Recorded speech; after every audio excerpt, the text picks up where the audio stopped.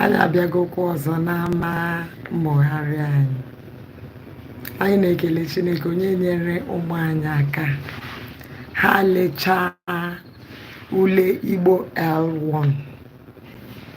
Anyị jikwa n'aka na ha ga-eme ọfụma. Onweghị ihe ga-eme ha agaghị eme ọfụma. Taa bụ Satọde. Ihe anyị na-eleba anya bụ atụmatụ okwu. Atụmatụ okwu Igbo na ụfọdụ atụmatụ okwu. Atụmatụ okwu pụtara figure of speech n'asụsụ Bekee. Chetakwa na ebe a bụ ama ebe anyị na-amụgharị asụsụ Igbo. Aka m bụkwa Odoziakụ Elizabeth Amogu, onye nkụzi na-akụzi asụsụ Igbo ma na-eme ka asụsụ Igbo na-adịrị gị were were. Ngwa bịa nso gị bụ nwa akwụkwọ. Ama m na ihe gbasara atụmatụ okwu mgbe ụfọdụ na-enye ụmụ anyị nsogbu, mekwara nji ise ka anyị lebatụwa ụfọdụ ha anya. Atụmatụ okwu bụ nke dị iche iche enwere n'asụsụ Igbo. Ọ bụ okwu nke dị iche iche mere gịnị enwere n'asụsụ Igbo. Okwu nke a na-etinyekwanụ ya iji chọọ asụsụ Igbo mma. Dịka anyị na-aga n'ihu, ị ga-ahụ ma mụtakwa ụfọdụ okwu nka ndị a. Ma chetakwa na isi atụmatụ okwu bụ gịnị? Okwu nka dị iche iche enwere n'asụsụ Igbo. Ọ ya bụ gịnị? Atụmatụ okwu. A na-etinyekwanụ okwu nka dị iche iche ndị a iji chọọ asụsụ Igbo mma. Ugbu a, anyị ga-ebido taa lebawa anya n'ụfọdụ atụmatụ okwu. Ebe anyị ga-ebido so bụ na myiri, nke ndị Bekee kpọrọ simile. Myiri. Anyị sị na myiri na-egosipụta na ihe yiri ibe ya ma ọ bụ ihe dị ka ibe ya. Mana ihe ahụ abụghị ihe ahụ a na-asị na o yiri kpọmkwem. Myiri bụ mgbe anyị na-asị na ihe dị ka ibe ya ma ọ bụ ihe yiri ibe ya, mana ihe ahụ abụghị ya kpọmkwem. Ihe abụọ ahụ na-eyi onwe ha ma ha abụghị otu. Mkpụrụ okwu eji amata myiri.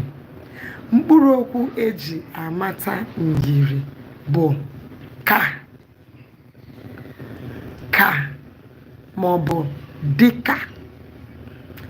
Ka ma ọ bụ dịka. Ọ ya bụ gịnị? Mkpụrụ okwu eji amata myiri. Ugbu a ka anyị lee ụfọdụ ọmụmaatụ.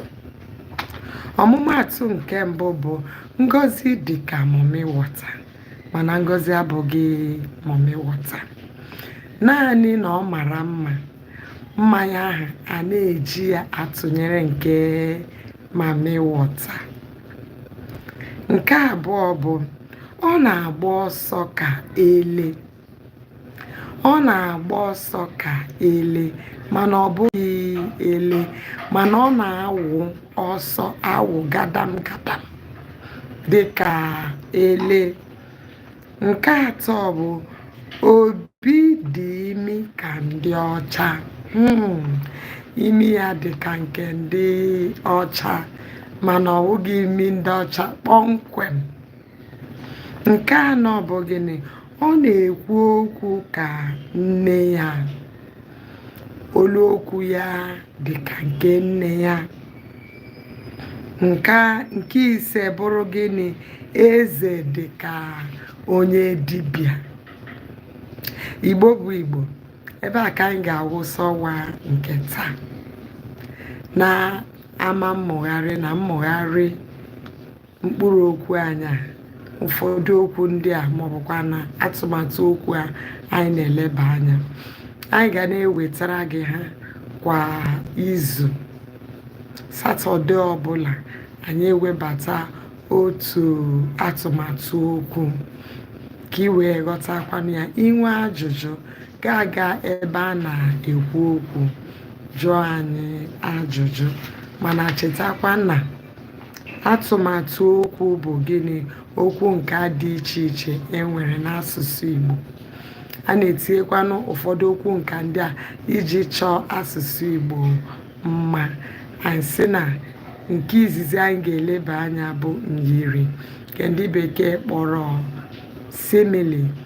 Anyị sị na myiri a bụ iji ihe tụnyere ibe ya, na ha yiri onwe ha mana ha abụghị ihe ahụ, ya ha abụghị ihe ahụ kpọmkwem, mana o yiri ya,